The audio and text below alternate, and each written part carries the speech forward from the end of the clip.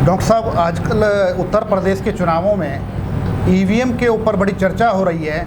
क्या अखिलेश और दूसरी राजनीतिक दल हार की बौखलाहट से ईवीएम पर अभी से ठीकरा फोड़ने लगे हैं, या कोई और तकनीकी कारण है जिसके बारे में ईवीएम बार बार चर्चा में आ रही है?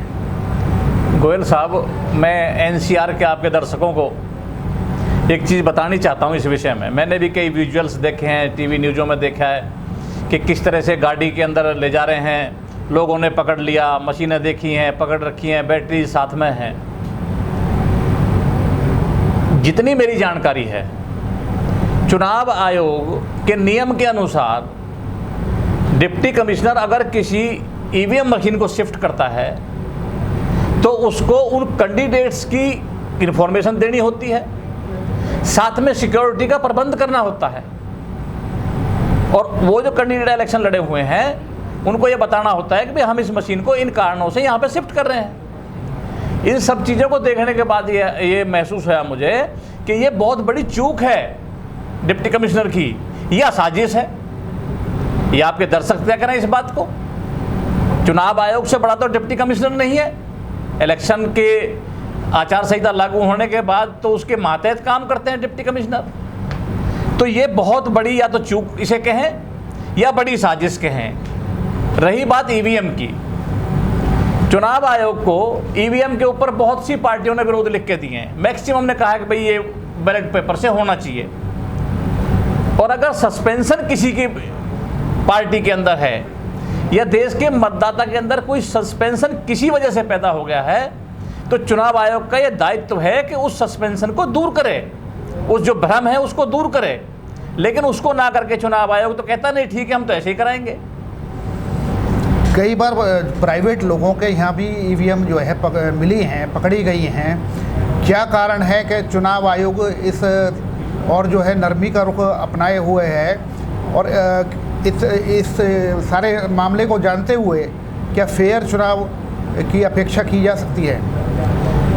अभी आपने कही कि नरमी का रुख चुनाव आयोग अपनाया हुआ है। ये नरमी कहाँ है? ये तो देश के हर मतदाता के साथ छल है। चुनाव आयोग को ये चाहिए कि वो निष्पक्ष चुनाव कराने की तरफ जो भी कोई वोटर एक बात उठाता है उसका निवारण करे। ये इसकी इस तरह लचीलापन नहीं कह सकते इसको।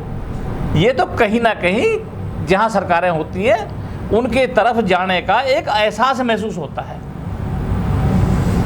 तो ईवीएम में जो हर बार जो हार जाते हैं, हर बार ईवीएम के ऊपर ठीकरा फोड़ते हैं कि हम ईवीएम में गड़बड़ी की वजह से हारे हैं, तो क्या ये सच्चाई है कि ईवीएम की वजह से कुछ ना कुछ हेर फेर या गड़बड़ हो सकती है?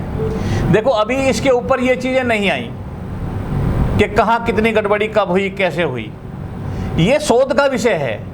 लेकिन चुनाव आयोग इस भ्रम को दूर करने के लिए क्यों नहीं पहल करता कि भाई जो आपको इसमें भ्रम है मैं उसको दूर करता हूँ। ईवीएम के लिए हर पार्टी ने इससे कही चुनाव आयोग से कि भाई हम जो है बैलेट पेपर पर कराना चाहते हैं, तो क्यों ना एक इलेक्शन बैलेट पेपर पर हो जाए। और आप जब ईवीएम की आप देखेंगे, हमारे जहाँ से ईवीएम का जन्म हुआ है, जो विदेशों में होते थे वो लोग छोड़ के बैलेट पेपर पे आ गए। और इस दुनिया में आप इसे समझते हो, ये आईटी का टेक्निकल ज़माना है, इसमें कोई भी मशीन ऐसी नहीं है जो हैक नहीं हो सकती।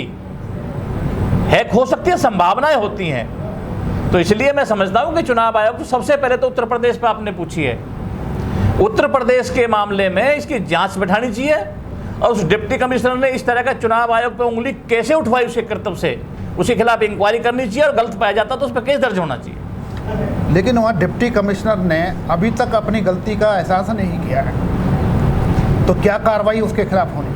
नहीं, कार्रवाई तो चुनाव आयोग को करनी चाहिए। इंक्वायरी बैठा है उसके खिलाफ, भाई उसने जो नियम है उनकी कहाँ अवहेलना करी है या उसने साठगांठ करी है, ये तो जांच में पता चलेगा ना। तुरंत उसके खिलाफ जांच बैठानी चाहिए और उसको तब तक उस जगह से सस्पेंड कर देना चाहिए। ये थे हमारे साथ डॉक्टर धर्मदेव आर्य, राजनीतिक विश्लेषक। और अब हम आगे कल फिर मुलाकात करेंगे।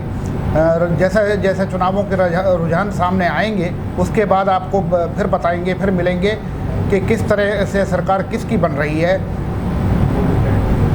अभी तक के लिए बस इतना ही। News NCR.